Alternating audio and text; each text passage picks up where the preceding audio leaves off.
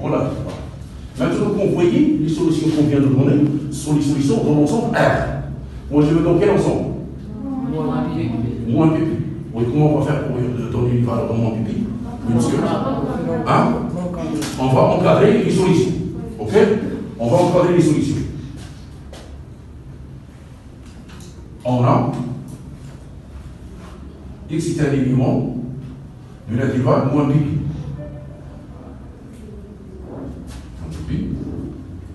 D'où les deux solutions. P c'est 3 plus 2kp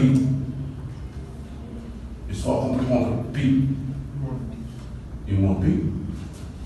Ou l'autre aussi. Et l'autre aussi, moins P est inférieur à P c'est 3. Moins P c'est 3 plus 2kp est inférieur. Et lorsqu'on fait section, notre méthode de déterminer quoi? La valeur qu'on cherche, la valeur de qui? Voilà, on cherche l'entier relatif.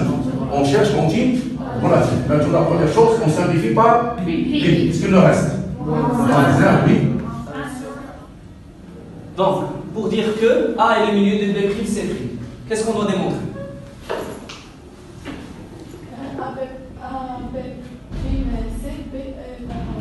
Avant ça, on doit démontrer que B'A égale à C.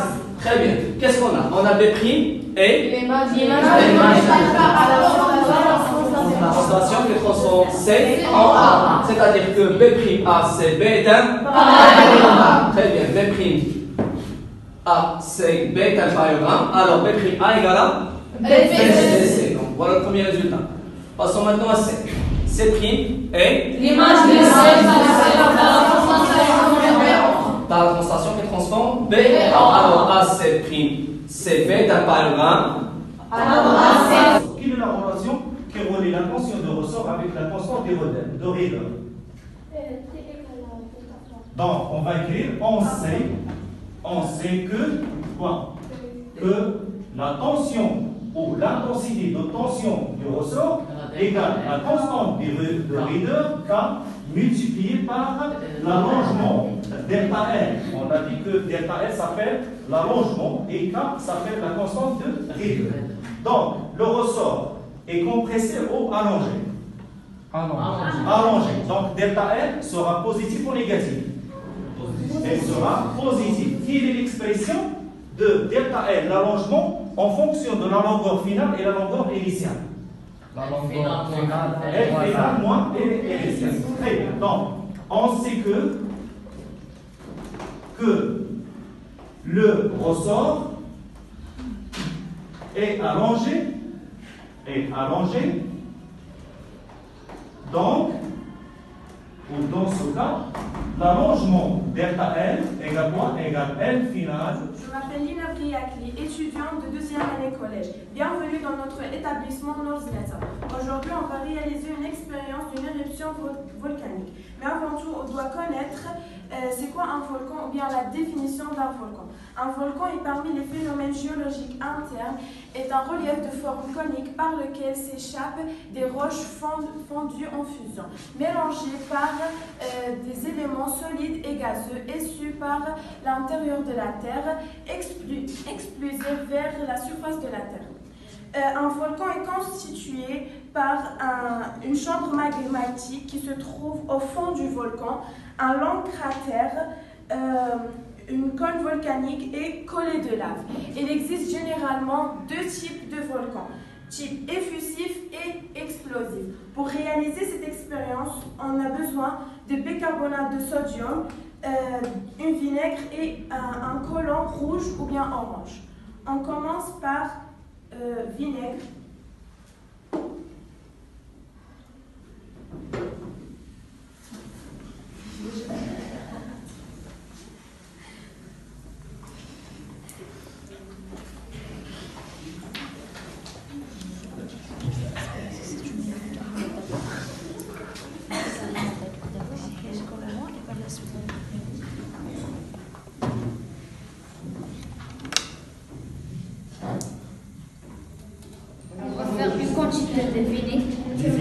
Un petit conductif. Allez, ça y est.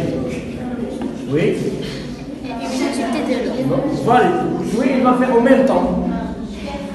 Voilà. Est-ce qu'il doit faire? Ça veut dire que vous allez faire quoi?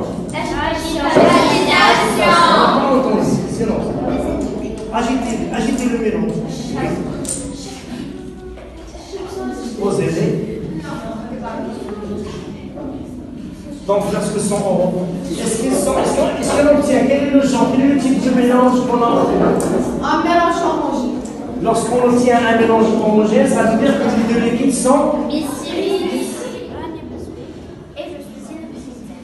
Aujourd'hui, on va vous présenter un exposé sur le microscope optique, supervisé par Madame Sabrine Sveig. Le microscope optique. Qu'est-ce que le microscope? Le microscope est un instrument d'optique permettant d'observer les structures microscopiques invisibles à l'œil nu, comme les cellules ou les bactéries.